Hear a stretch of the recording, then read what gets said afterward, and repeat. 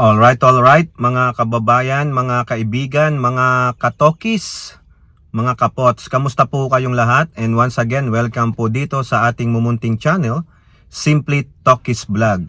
Shout out din po sa lahat ng channel members ng Simply Tokis Vlog. Tayo po ay magbibigay lang ng maiksing komento, opinion at reaksyon sa mga mainit na usaping pang politika sa ating bansa.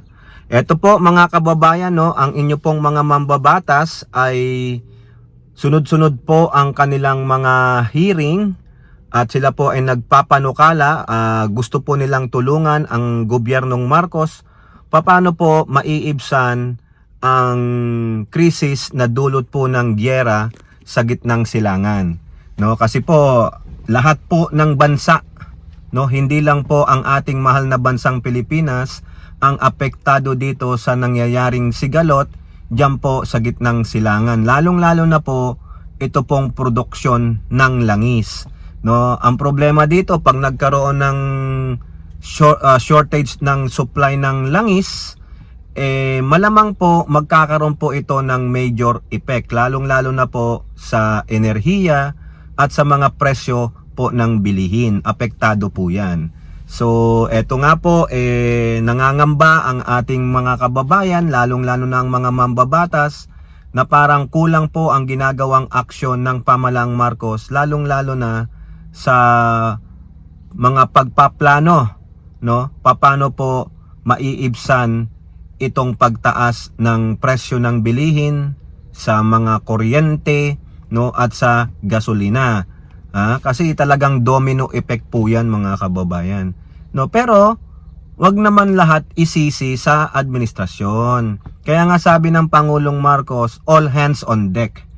Okay? Imbis na magsisihan, imbis na mag-awayan, magbangayan, no, you come up together, sit down together, and put a comprehensive plan how to help our fellow men na kahit na mataas ang bilihin, meron kayong ginagawa, no, maibsan. O nga, ngayon po ang gobyerno ay nagpa-price freeze, no? At titignan niyan, i-report ng DTI sa Pangulo, ito po ang nangyayari, ganun din po sa DOE, ilang barrels o millions of barrels of crude oil meron tayo. Ang Petron nga po ni Mr. Ramon Ang talaga pong nakikipagtulungan, nakikipag-ugnayan sa gobyerno. Tuloy-tuloy pa rin po ang mga normal na operasyon ng ating gobyerno sa infrastruktura, sa agrikultura at sa ano pa. Hindi pwedeng tumigil ang operasyon ng gobyerno dahil lang sa isang krisis.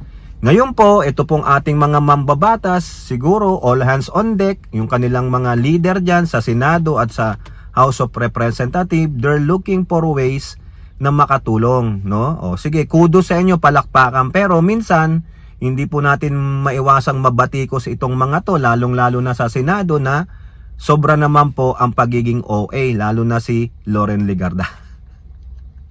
Okay, pero ito pong si Loren Legarda, meron pong pinopropose. No? Ito, nasabi ko na sa inyo na ito po yung multo sa isang senador dyan, kay Senator Kiko Pangilinan.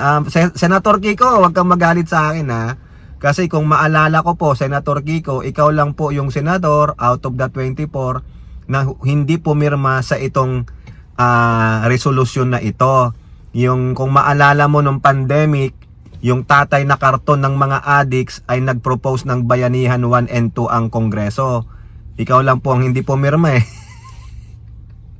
Pasensya po Senator Kiko ha. Hopefully this time, no, ay malaking problema po ito Senator Kiko. Sana kung tama naman po yung ipropropose ni Senatora Loren Legarda dito po sa Bayanihan 3. May Bayanihan 3 po siya.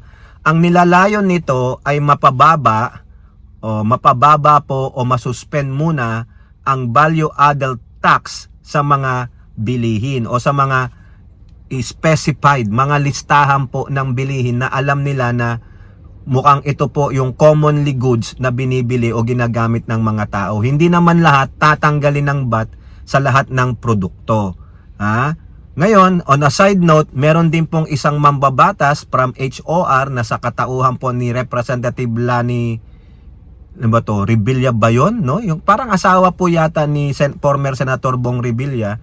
Ganon din po, nagpro-propose po din siya ng House Bill na isuspend muna o yung mga VAT, yung value added tax sa mga pangunahing produkto. Hindi po lahat. So which is good, no? So siguro pag-aralan niyo yung maigid and do it fast, because this war sa Middle East po ay parang walang, sabi nga nung kaibigan natin, walang way out, no? Matatagalan pa siguro ito kasi yung iba pang mga grupo mukhang nakiki-join na no? So mukhang nagdo-dominate effect na po ito. Alright, sa Bayanihan 3, magandang proposal yan, Senadora Legarda, no? Yung mga basic commodities, hindi muna i-suspend muna ang VAT, pero ang problema diyan tiyak mababawasan po ang revenue ng gobyerno. Pero siguro for the meantime, kung ano po ang magandang epekto, pag-aralan mabuti. Okay? At the same time, sinasabi po ni Loren Legarda, beside that Bayanihan 3, there are also thinking of taxing, itatax po ang mga super bilyonaryo, yung mga bilyonaryo tax. 'Di ba meron din ganyang proposal yung Akbayan representative na si Percy Sendanya? Ang sabi niya, ang tawag naman niya ay wealth tax. Itatax po yung mga bilyonaryo, kukuhanan nila ng wealth tax ang mga bilyonaryo sa Pilipinas na meron pong porsyento ng tax na 1% to 2%, no? Halimbawa lang po, for example, si Juan Pilipino, bilyonaryo siya. Ang kita niya, yung kanyang siguro yung last year niya, titignan doon, ito ang kinita mo, kumita ka ng 10 billion, itatax kita ng 1%. So 1% of 1 billion is 100 million, pwede na yon. So sabi po ni Percy Sandanya, ang estimated na makukuhang revenue diyan sa wealth tax para sa mga bilyonaryo ay around 79 billion. Yan po yung 79 billion pesos, yan po yung equivalent ng isang MRT3. Ngayon kay Loren Legarda, parang i-complement niya yung House Bill na yun ni Sandanya kasi kailangan meron niyang katuwang na bill sa Senado o sa HOR para po pagsamahin yan, magka-agrihan, and then ipapasa sa Pangulo at magiging Republic Act. No, hopefully magmaterialize ito. Ang ano lang dito mga kababayan, itong mga bilyonaryo, I don't know if they will agree with it. Ang sinasabi ko nga sa previous video natin, baka yan marami diyan aayaw. Pero sa mga bilyonaryo naman, for the sake of pagtulong sa mga kapwa nyo Pilipino, since kayo ay mga Filipino-Chinese, di ba? You are saying you are Filipino, tumulong na rin kayo. O di kaya kausapin nyo na lang ang mga mambabatas, we are willing to shed 1.5%. Huwag nyo na lang pong gawing batas. Magkaroon na lang tayo ng usapan. Yung parang palabra de honor. Usapang lalaki o babae. Ganyan po. Huwag nyo na lang gawing bill. Kasi pag ginawang bill yan, ginawang batas, baka tuloy-tuloy yan.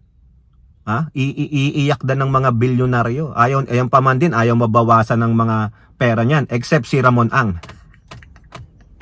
Okay, salamat po kay Ramon Ang sa pagtugon nyo sa ating gobyerno, pagtulong ninyo. So napakaganda po niyan. So hopefully, yung Bayanihan 3 na yan, mapulido ni Senator Loren Legarda at nung mga kasamahan niya, malaking tulong po yan. Suspension ng VAT sa mga ilang produkto, hindi po lahat. Okay, baka sasabihin nyo lahat na naman. Mali po yon, misconception po yon. Pinaliwanag po yan ni Loren Legarda. At yung wealth tax sa mga bilyonaryo, hopefully wag nang mag-lobbying yan ng mga bilyonaryo. You just, okay, Mr. President, mga lawmakers, yung mga bilyonaryos come up to this. Ganun po, maganda yun, no? Actually, napakaganda niyan, no? Hopefully mag-materialize, no? Tignan natin.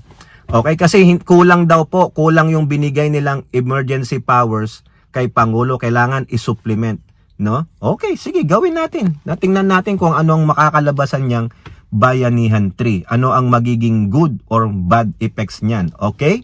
Now, punta naman tayo dito kay Representative Terry Ridon ng Bicol Saro Party List. Alam niyo naman ito yung isa sa mga pinakamaingay Ngayon po, hindi po siya naniniwala sa inyong Overseas Vice President, Tutubing Lucy, na hindi niya alam yung ginawa ng mga supporters niya na nag-file sila ng TRO, yung petition for certiorari with the prayer of TRO para po ipatigil yung impeachment hearing sa Kongreso, diyan sa ginagawa ng Committee on Justice. Kasi sabi ni Sara Duterte, hindi ko po alam yan, hindi po ako kinonsulta ng mga yan. Wala kaming kinalaman dyan, yung legal team namin, hindi po alam yan. Ha? Kayo po ba naniniwala doon? Kayo ba naniniwala kayong walang alam si Sara Duterte? Drama lang po yan. Ako po, hindi rin ako naniniwala kasi lahat ng, siguro sabihin nyo, 99% ng sinasabi ni Sara Duterte, kasinungalingan. 1% budol-budol pa. Hindi po ako rin naniniwala na wala siyang alam dyan. Why? Kakampi niya yung mga yun Yung mga abogado na nag-file niyan tulad ni Israelito Torion, si Vic Rodriguez, Michael Degra, kakampi niya yan. At higit sa lahat, sabi nga ni Terry Ridon, nandoon sa parada para kay Digong, si Vic Rodriguez. So paano hindi mo alam yan? Yung supporters mo nandyan sa paligid mo. So ibig sabihin gumagawa sila ng action without your approval? Wow naman. Yung ginawa nila wala kang approval, paano ko makakasama sa iyo yun? 'Di ba? Wow. So kung ganun pala, ikaw ang leader nila, para lang silang si Bongo pala na they're doing actions, they're doing their move without you, without them informing you. Anong klaseng leader ka? Hahayaan mo lang silang maging loose cannon, they can do whatever they want if you become a president, parang yung tatay mo lang. 'Di ba, Bongo? Meron nga hindi alam ni Presidente Digong yun ninyo noon na may ganito na pala, si Bongo lang nakakaalam. 'Di ba naba-blindside ang presidente nyo noon? Di ganun ka rin pala. Blindsided ka. Dapat magalit ka nga bakit nyo ginawa yan? Hindi. Nagpasinungaling ka pa na hindi mo alam halata namang liar, pants on fire. 'Di ba? Tama si Ridon Patay malis siya, pero alam niya yan. Imposible. Mga close sa kanya yung mga yan lalo na si Torion. Nang siopaw naman mga kababayan. At sinasabi rin ni Ridon na malamang na mababasura itong hinihingi nila Israelito Torion na TRO. Kasi iba yung nilalaman ng TRO. Mga kababayan, so yan po hindi po kapanipaniwala na si Sara Duterte ay walang alam sa ginawa ng mga followers niya daw. Hindi daw sila na-inform. Alright, kayo po, ano pang yung masasabi? Comment down below and don't forget to like and share. Hope to see you in the next videos. Bye-bye, God bless.